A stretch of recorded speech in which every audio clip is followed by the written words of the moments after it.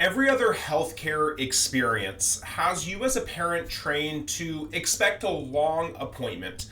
60 minutes for physical therapy, 45 minutes of OT. The longer the session, your brain assumes that it must be better. But when you watch your child go in for a neurologically focused chiropractic adjustment that lasts a little bit under 2 minutes, your brain throws up a red flag saying, hey, hold on a second. We're going to answer those questions that you've been taught about healing today. Because a neurologically focused adjustment isn't shorter because it's doing less. It's shorter because of how powerful the nervous system responds to an exact, precise input. And adding more would actually overwhelm an already overloaded system. Once you understand this real mechanism behind what's actually happening during those 2 minutes, the entire concept of time on the table stops being the yardstick that you're focusing on. And what it's actually doing, in short, is extraordinary. And the proof shows up in the hours and days that follow. This is for parents who've watched their child, whether they go through and struggle with therapy after therapy, their supplements after supplements, or protocols after protocols. And yet you still feel like something foundationally is being missed. And if you've ever wondered whether a 2-minute adjustment could actually help move that needle, this video is for you. One of the most powerful examples that our profession has ever documented happening was actually inside a level 3 NICU, not in a chiropractic office. A little baby boy who had suffered a traumatic birth and included a whiplash type injury to his neck and brainstem. He had a hypoxic brain injury and a condition called PPHN, persistent pulmonary hypertension of the newborn.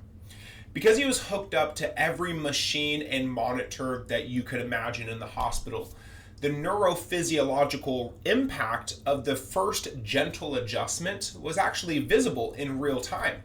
His heart rate came down, respiration improved, his oxygen levels rose, and the whole body relaxed and released that locked-in tension. What happened inside the NICU isn't a one-time story. It's the same thing that happens quietly every single time your child gets a neurologically focused adjustment. And just because you can't quite see it all on a monitor, it's actually what's happening. And this isn't an isolated incident. It's actually an incredibly simple explanation because the adjustment directly stimulates and balances the autonomic nervous system, which secondly enhances how the brain and body coordinate communication.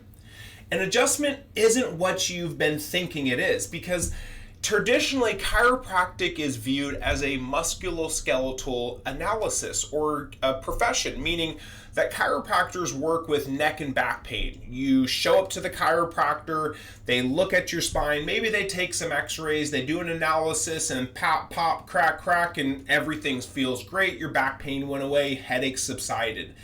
However, that model is not how chiropractic was originally designed for. And this is why we're helping to educate parents, because that pop or that crack sound, it's just gas releasing from the joint capsules within your spine. It has nothing to do whether the adjustment actually worked.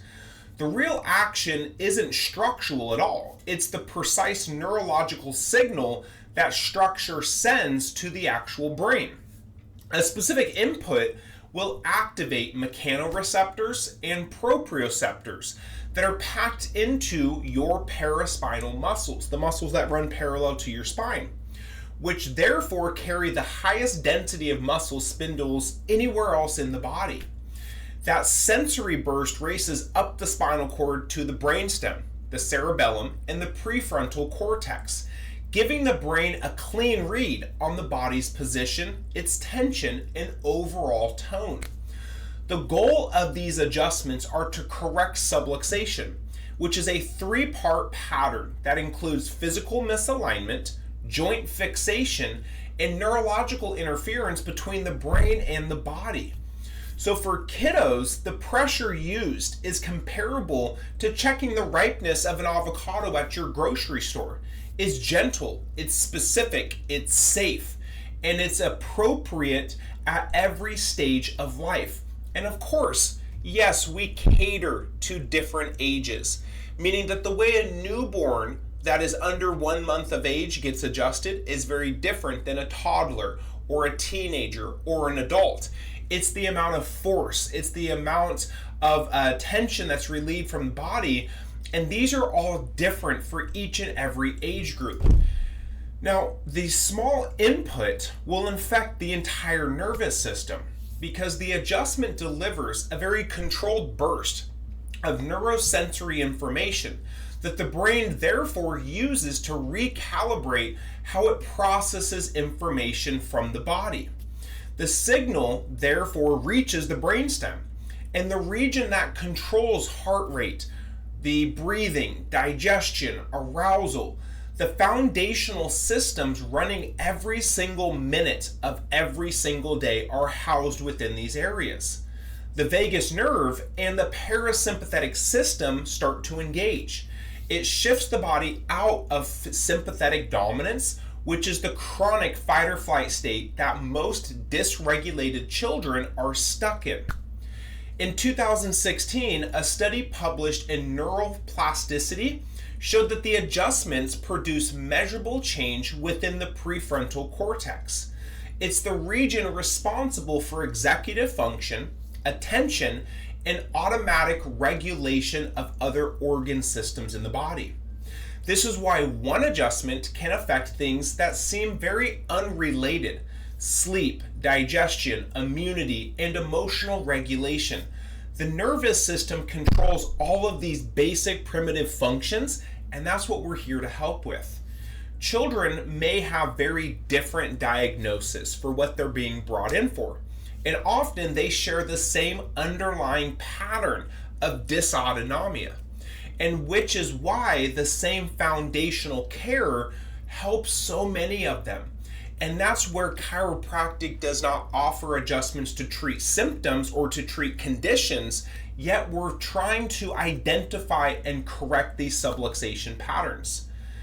Pediatric adjustments are short by design because a child's nervous system can only absorb so much sensory input before it starts to become overwhelmed, and then it starts to shut down even further.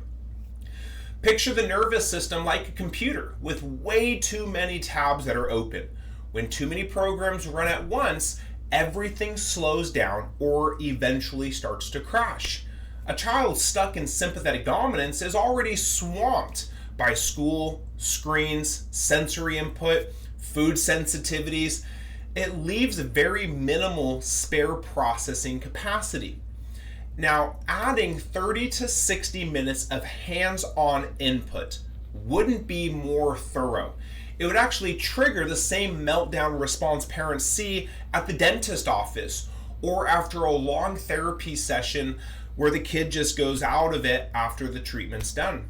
A precise input takes roughly 90 seconds to 2 minutes, and then the brain spends the next 24 to 72 hours doing the actual work of releasing these stuck stress patterns as the day goes on.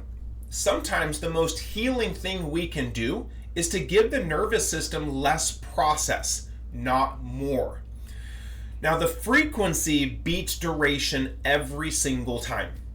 The brain rewires through neuroplasticity, and neuroplasticity has one rule, which is repetition.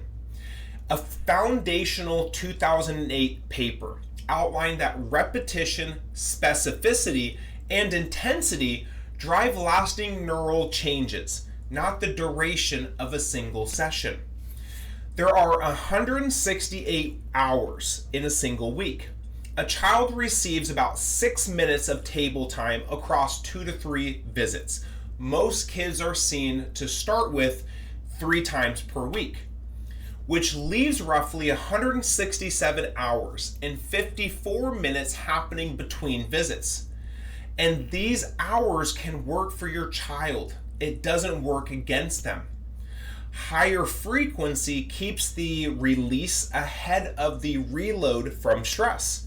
It helps with growth spurts, illness, and sensory overload.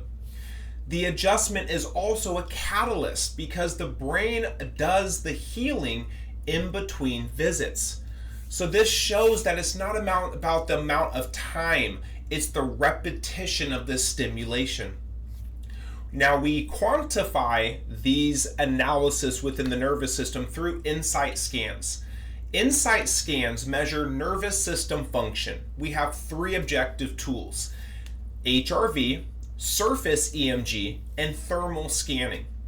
The HRV scan shows how adaptable the autonomic nervous system is and reveals how well the vagal tone is actually engaging within the heart rate. The surface EMG reveals whether your child is stuck on the gas pedal or shows signs of fatigue patterns within their neurospinal system. Thermography shows where autonomic regulation is concentrated along the surface of the spine. What's important to understand, though, is that two children with the same diagnosis can show completely different scan patterns internally. And this is exactly why we personalize what's happening on the neurological level, not the symptomatic level solely, which means that every child gets their own particular and customized care plan. The scans guide us to care planning. They guide us to the technique selection that is used, and they help us to identify the primary subluxation targeting. We're not guessing here. We test and retest over and over again. If your child's been through every protocol, every supplement, every therapy, and you as a parent know that something is still missing, that you can go deeper, there is a reason. The foundation is neurological, and with the right input delivered into the right places at the right frequency is what shifts the entire trajectory. Your child doesn't need more labels. They don't need more diagnosis. They need answers. And for you as a parent, get started on neurologically focused chiropractic care. Take a look at our link in our bio below. Send us a DM or call the office directly at Maximize Chiropractic in West Sacramento and get your kids set up for scans, which can help to identify where this imbalance in their nervous system resides so that we can start taking precise steps in the right direction to help unwind and re-regulate how their nervous system interacts with their body.